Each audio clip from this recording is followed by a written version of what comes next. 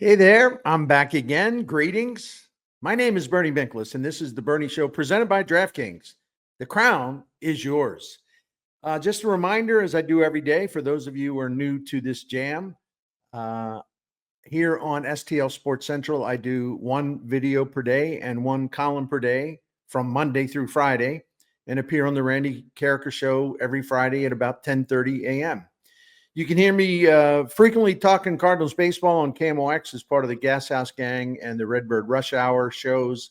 I'm a regular guest of Katie Woo's on the Cardinal Territory video, and I do the weekly Seeing Red podcast on the Cardinals with my friend Will Leach. Let's get to today's topic. Great job by Erick Fedde last night, right? I'm sure John Mozeliak was very proud. Yeah, I had to warm up a little bit with some sarcasm at the beginning. Anyway, let's get to the topic, which is related. And here it is. The most important assignment for incoming president of baseball operations, Chaim Bloom, is to replenish the Cardinals' supply of starting pitching. But the way that is done is really important, because the best way to do that is to draft and develop your own pitching, especially starting pitching, because it is awfully expensive to build a rotation through lucrative spending, because you're like rushing out, having to fill spots in the rotation. You know, based on the trends, and again, I always feel almost stupid for having to bring this up and reintroduce the reality check here. But based on trends over the last 10 seasons or so, it's pretty obvious Cardinals ownership will never outspend the Dodgers, the Yankees, the Mets, and the Phillies, the Padres. I can name a few others, Texas Rangers maybe. There's a few others for sure, in the chase for elite free agent starters who make the most money.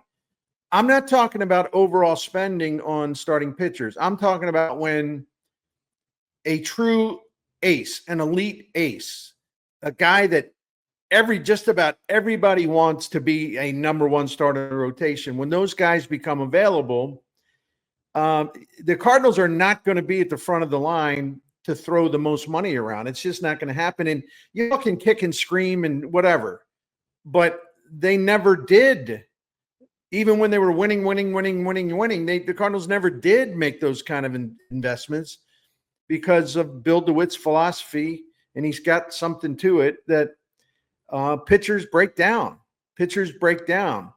And his belief is that it's always best to rely on your player development system. You draft smartly, you develop wisely, and you have a homegrown rotation that can work out very, very well for you. And for those of you who might be shaking your head, I got some more things to say about that, because I'll remind you of some of the things that happened in the past. The closest the Cardinals have come to this, the idea of like spending big on a starting pitcher in recent years. I mean, the closest the Cardinals have come to this was to give Sonny Gray a 3-year deal worth $75 million before the 2024 season. But in all due respect to Sonny Gray, in 2 years, he is a number one caliber pitcher when the Cardinals are at Busch Stadium. But if he is on the road, the numbers are brutal. They're horrible. So he's not a true ace or a true number one. Again, my apologies, because I do respect Gray, but you can't like go out on the road for a season and a half and have an ERA of like 5.40, okay, with home runs flying everywhere. All right, but if you look at, and this is what I'm talking about, if you look at sort of the highest paid starting pitchers today in terms of their salaries this year, or even the total contract cost, you're not going to see the Cardinals pull in names like Garrett Cole and Max Fried, Corbin Burns, Jacob deGrom, Blake Snell, Zach Wheeler, Tyler Glasnow, Yamamoto. I mean, I could just go on and on and on. You get the gist of what I'm trying to say. And so just because you don't, you're not going to be able to land those guys that are so coveted in the market, because people just think that there's like the key to winning a World Series or something. And that's not always the case. To make no bones about that. That's not always the case. So even if you don't have that true bulldog ace, that elite starting pitcher, that's one of the top 10, 15 in all of baseball, right? You can still build a hell of a rotation. You can, through drafting and developing your own guys and getting them to the major leagues to form, a significant part of your rotation. What you can't do is what we've seen John Mozeliak do in recent years, which is to misspend, waste money on starting pitching because he's so desperate for it, while letting the player development system and what used to be the Cardinal specialty, developing really good starting pitching within, letting that slide. And then you have to rush out and, scour the free agent market to sign some mid-range starters. And in a lot of cases, the investments have not been good ones. For example, like in terms of like the helter-skelter nature of this, because they let the farm system and the pitcher development system fall apart. You remember, I don't have to tell you this, Mozeliak, before 2024, the Cardinals were so barren of starting pitching. Mozeliak had to hustle out and sign 3 free agents, Sonny Gray, Lance Lynn, and Kyle Gibson before the 2024 season. And it didn't make a lot of difference. Those guys were fine, but it didn't make all that much difference because the 2024 Cardinals ranked 20th in the majors in starting pitching ERA last season. And the other problem with Mo and his approach, and I alluded to this, a few moments ago, is his poor judgment on starting pitching investments. And this will surprise you, what I'm about to tell you. And I have an account at SpotRack, which is the contract tracking site, and they can break it down for you if you're a member. They can break it down for you, like how much each team allocates at each position in terms of funding the payroll. So this might surprise you, but the Cardinals this season rank 7th in payroll dollars allocated to starting pitching. And that takes into account the salaries that as they are listed in terms of applying to that 40-man payroll and the luxury tax threshold and all that stuff. So the only major league teams, according to SpotRack, that have invested more money in starting pitching than the Cardinals this season are the Dodgers, the Blue Jays, the Phillies, the Mets, the Rangers, and the Yankees. So what do the Cardinals have to show for this starting pitching investment and assembly done by John Mozeliak? But especially, what do they have to show for the money? Well, the Redbirds, as we sit here on this Wednesday morning, they rank 25th among the 30 teams in starting pitching ERA. And since May the 30th, the Cardinals starting pitching ERA of 5.73 is the worst in the majors. And that's the number one reason why, since May 30th, the Cardinals ranked 12th out of 15 in the National League in winning percentage, because the starting pitching absolutely just collapsed. So needless to say, the Cardinals are not getting value for the dollar in terms of the starting pitching salaries for only this season. The Cardinals have spent more money than any team in the NL Central. They, according to SpotRack, they rank 7th in money allocated to starting pitching for 2025. The Cubs, who are a much better team, they rank 20th. The Brewers rank 24th. And there's still people in this town that don't understand, like, the biggest problem the Cardinals have is they fell apart so much and they let everything slide so much that the Brewers are kicking their ass. A team with a low payroll, and they continue to do it. Who's got a better pitching staff, St. Louis or Milwaukee? I think the answer is obvious, yes. And it's been obvious since 2017. Anyway, let me see, I got sidetracked. Let me do this again. As I mentioned, the Cardinals rank 7th in starting pitching expenditures for 2025. The Cubs are 20th. The Brewers are 24th. The Reds rank 18th, and the Pirates rank 21st. This is yet another embarrassment for Mozeliak.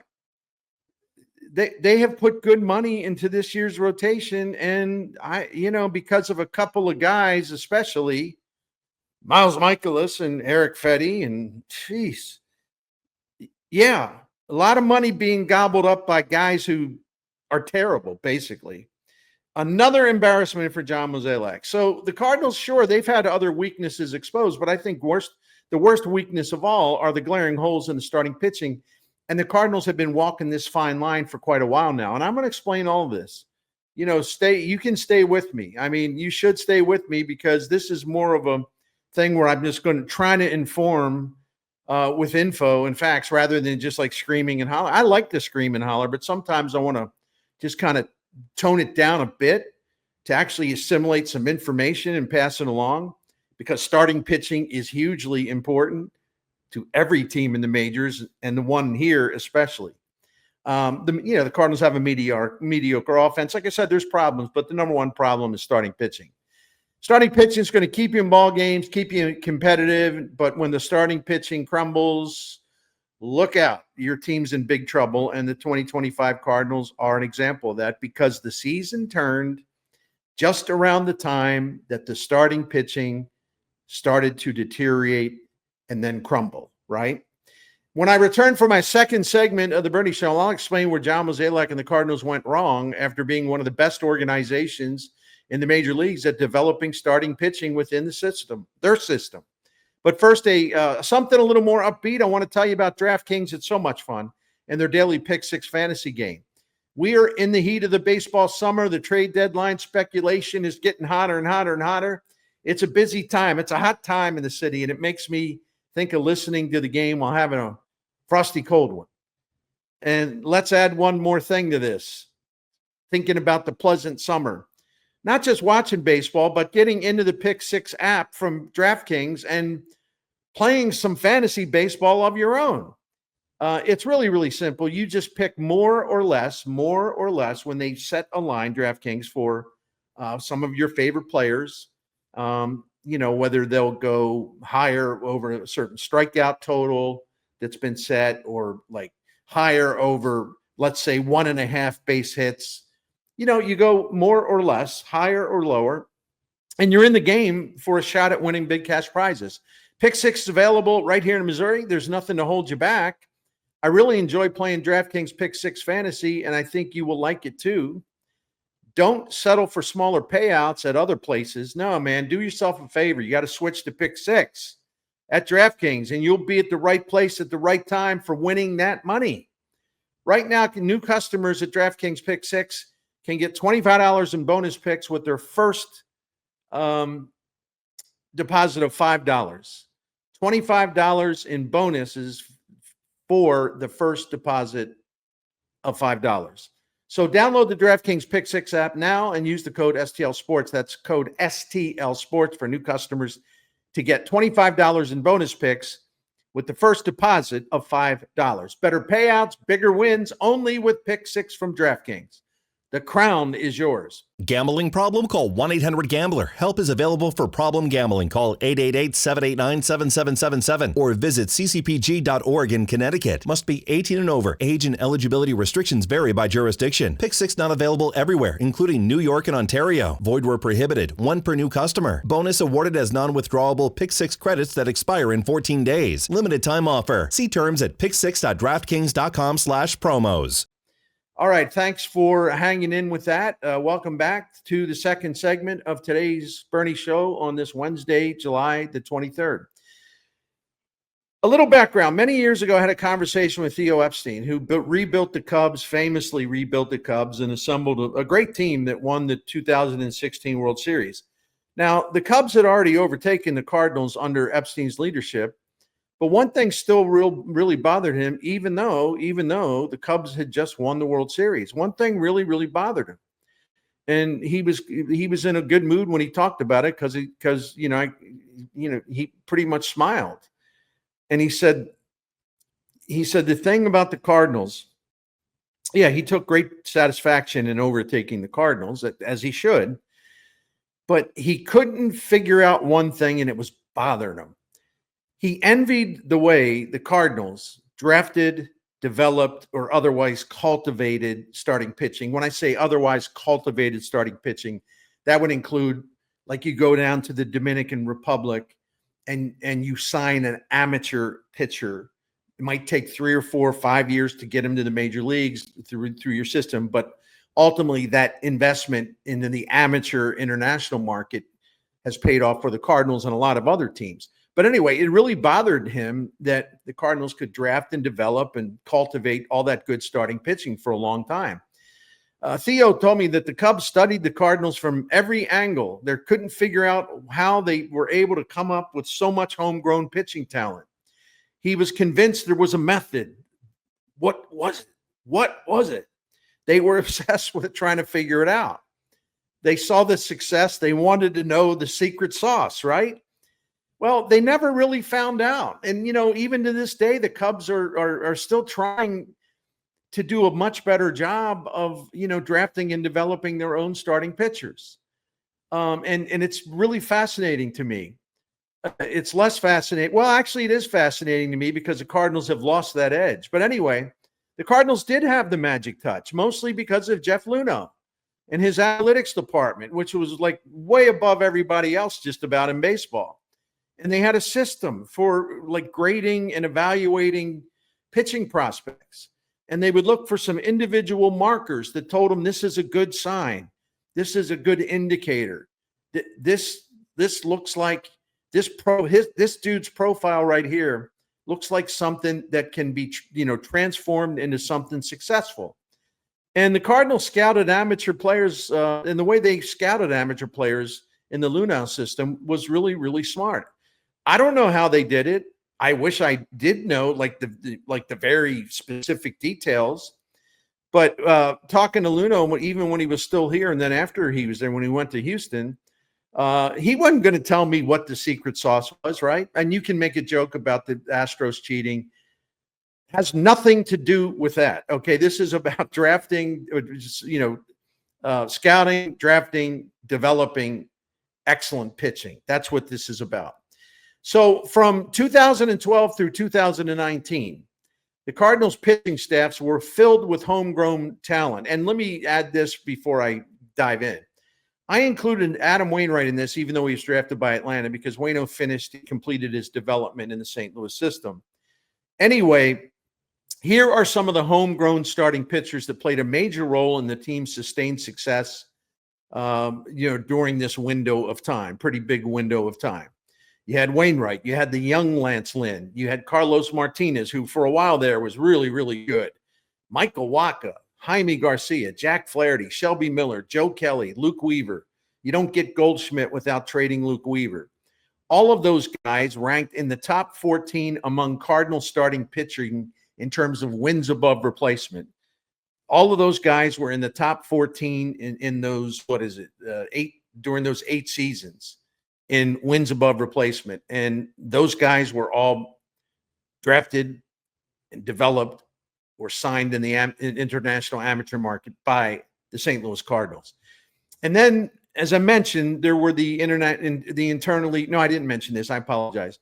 And then there were the internally developed relievers who were prominent in the success of that period, including Trevor Rosenthal, Kevin Segras, Seth Maness. And if we include the 2011 World Series champions, their closer, Jason Mott, was also a draft pick developed by the Redbirds. From 2012, listen to this now, and this is what I'm talking about with homegrown pitching, mostly starting, but homegrown pitching. It's vital. From 2019 through 2019, you put all those years together, Cardinals had the 3rd best starting pitching ERA in the majors and the 6th best bullpen ERA in the majors. And the overall ERA, both starters and relievers combined, was number 3 in the major leagues. And so much of that talent was hatched because the Cardinals, of their shrewd scouting development, their scouting, drafting, and their player development operation, and they figured something out. Yeah, it also helps to have Yadier Molina behind the plate, but I don't want to denigrate the great job that the Luhnow people did in setting up this system where they could identify talent and they knew what they were looking for and they went after it in the draft. Okay. They deserve credit for that. And you say, well, wait a minute now, Luhnow left in 2011 to go to Houston. Yeah, I know. But his system stayed in place in St. Louis. And there were even a couple of people who worked for him who remained in St. Louis. But the Cardinals let they figure, well, this system that Luno put in, hey, it works, man, it works. Let's just stick with it. It doesn't work that way, because the smartest teams know you can have a model in place that really does very, very well, but it constantly needs to be updated. It doesn't stay the same. It can't stay the same. You've got to find new ways of evaluating pitching talent and developing pitching talent. You can't remain status quo, even if a system once worked very well for you. And that's the Cardinals story, isn't it? So the Cardinals were developing starting pitching and pitching overall, but starting pitching in a way that made world champion general manager Theo Epstein envious.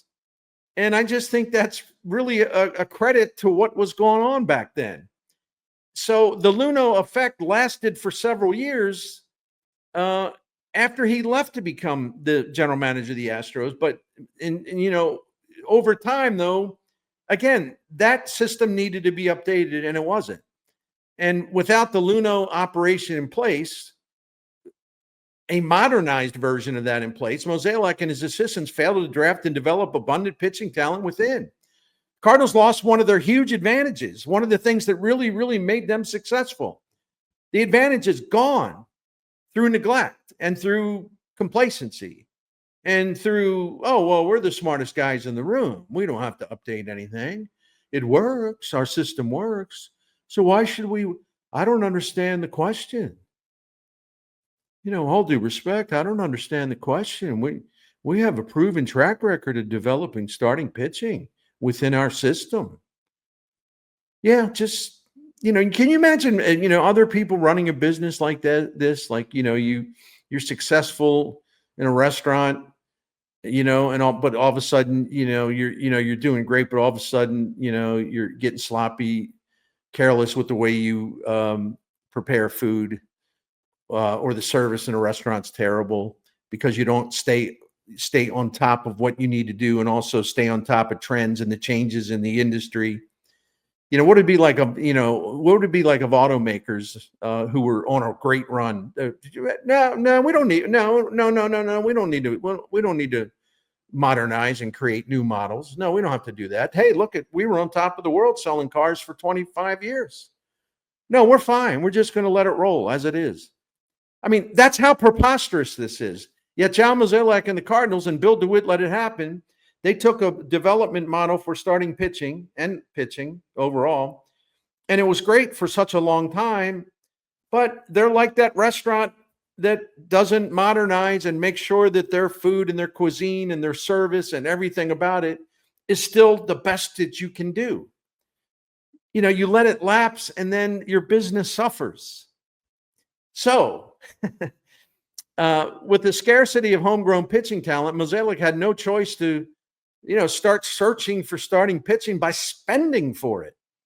There was a huge mistake of investing $80 million in a 5-year free agent deal with starting pitcher Mike Leake. That didn't work out. It was more about personality and fit than anything. And the Cardinals had to pay the Mariners a lot of money to take Mike Leake off their hands in a trade. There were also bad relief pitcher signings, as you all know, that included, among others, Jonathan Broxton. They gave him an extension, and he was awful after that. Brett Cecil, oh my goodness. Greg Holland and Andrew Miller. Andrew Miller was okay, but they spent a lot of money on him. People mentioned Luke Gregerson. Yeah, but he didn't get a huge deal, but that was another one where they spent a lot of money on a reliever, and, he developed elbow or shoulder problem. He never basically didn't pitch. So that kind of stuff was the first signs of the collapse.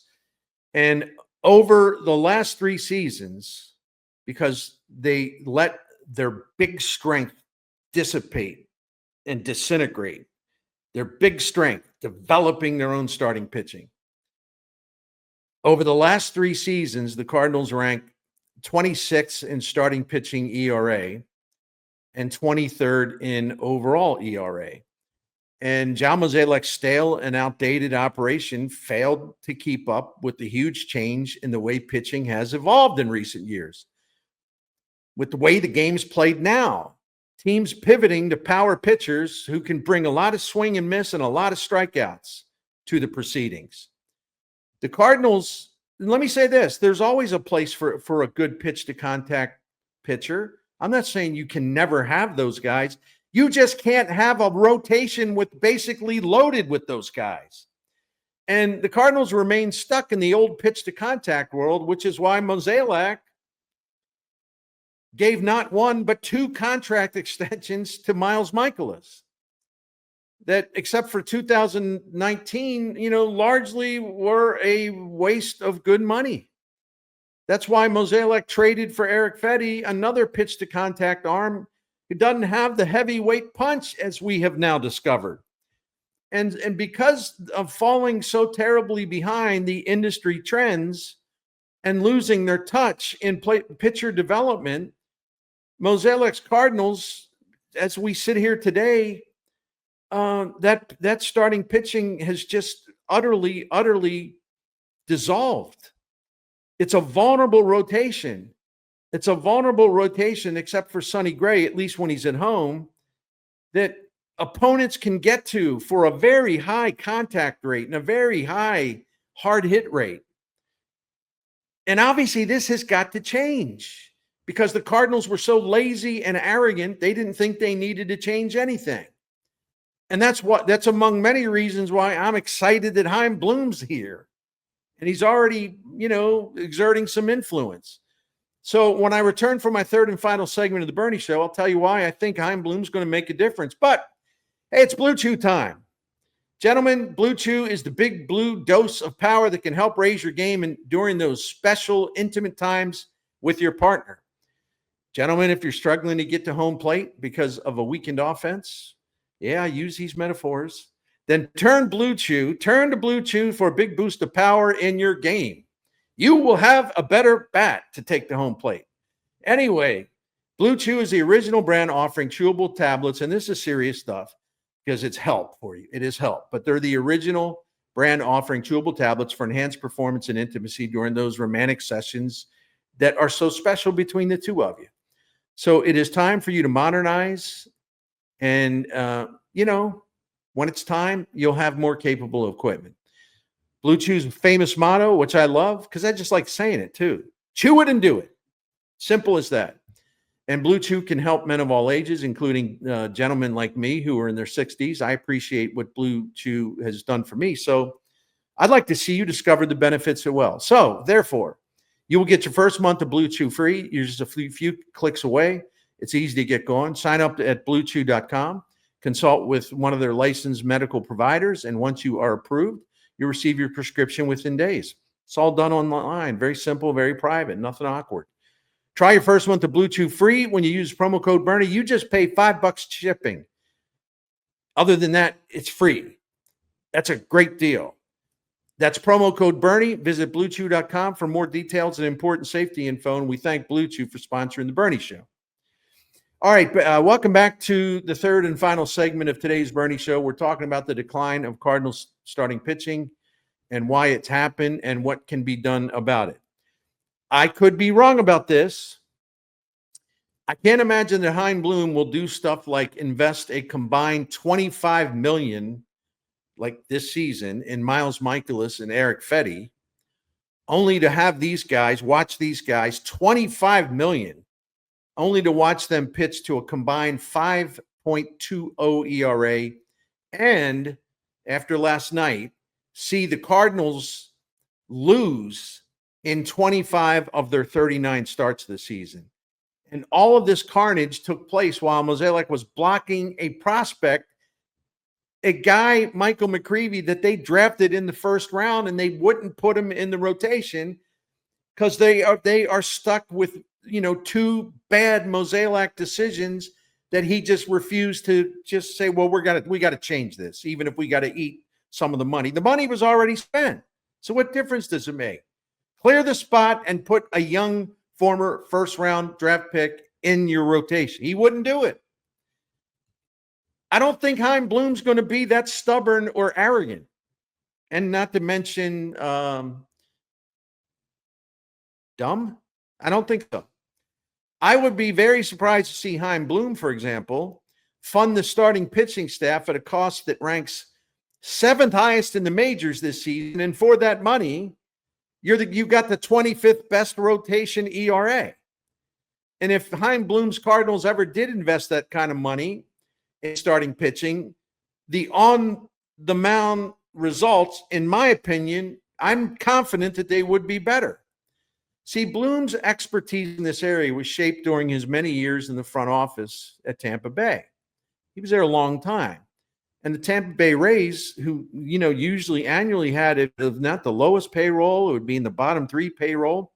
They had to make more with less, a lot more with a lot less.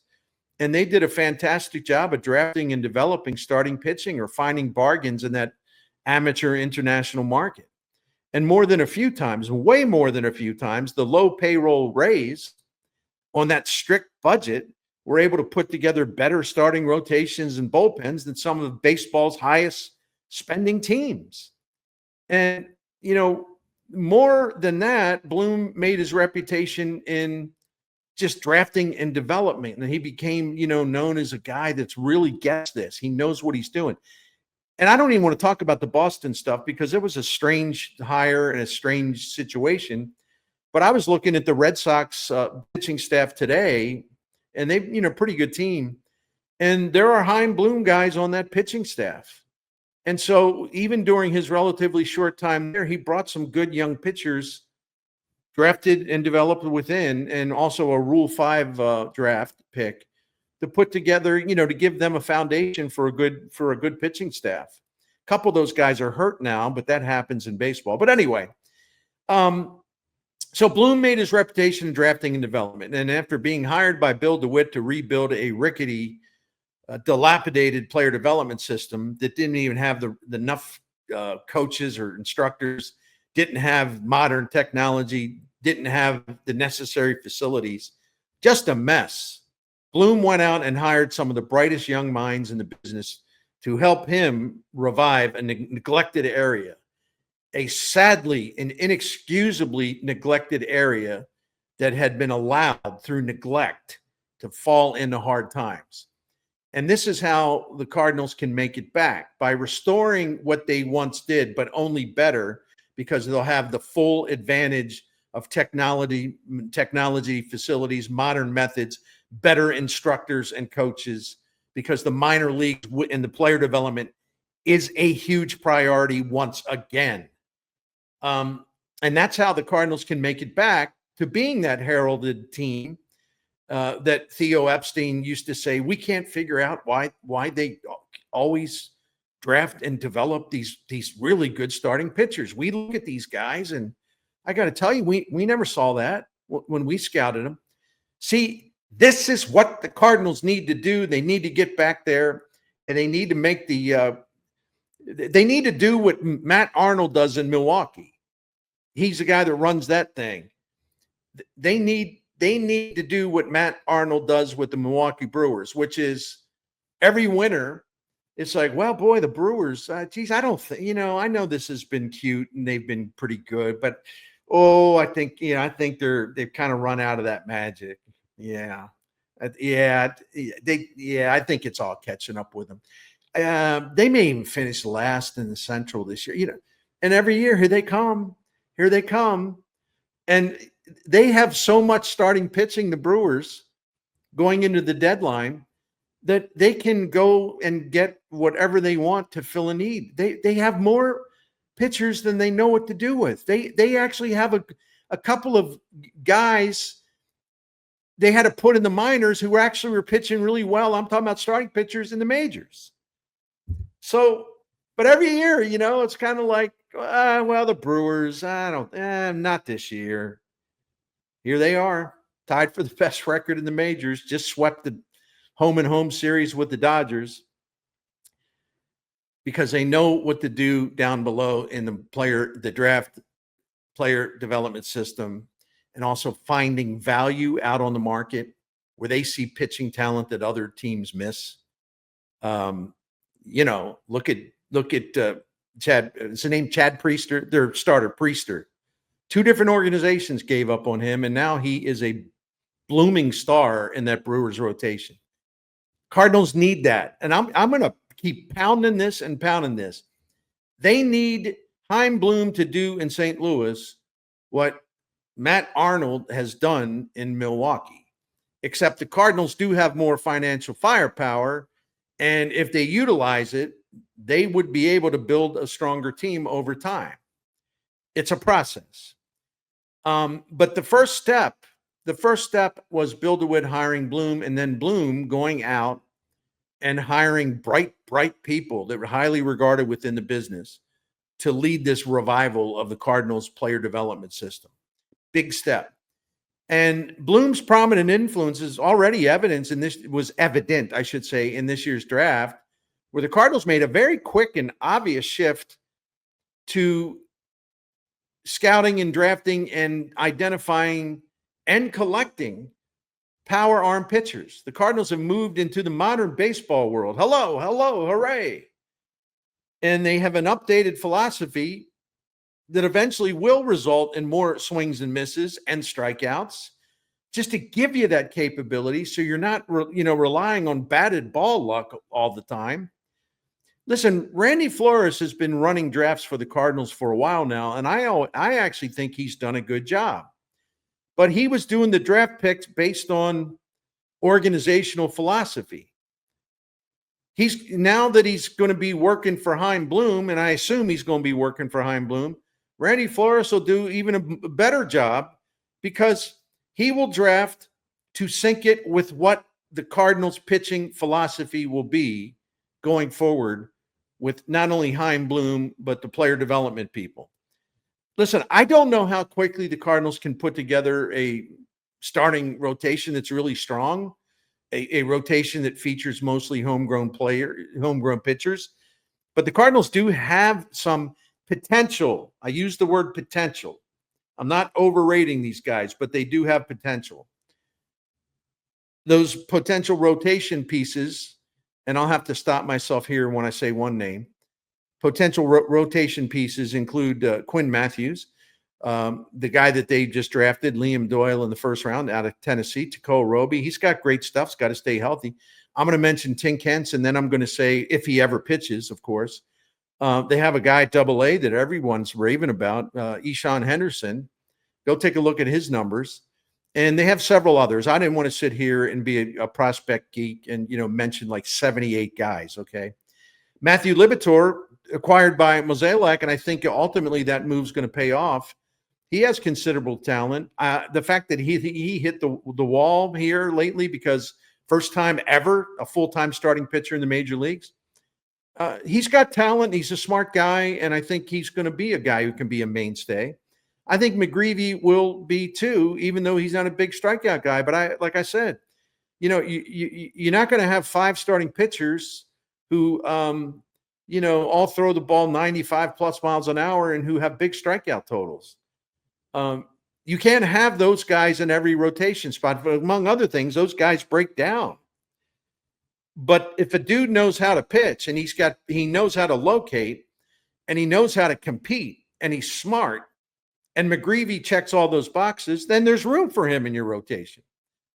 But the Cardinals cannot go on the way that they have been going on. You cannot rank 7th in starting pitching funding only to rank 25th in starting pitching performance. Just my opinion, but a new and improved model for starting pitching should be the top priority. And I think Chaim Bloom's got the background to get it done. That's all the hollering and informing I have for you today. I appreciate, as always, your support of all my work here at STL Sports Central. And thanks to DraftKings for presenting The Bernie Show. Have a wonderful rest of your day. Thank you.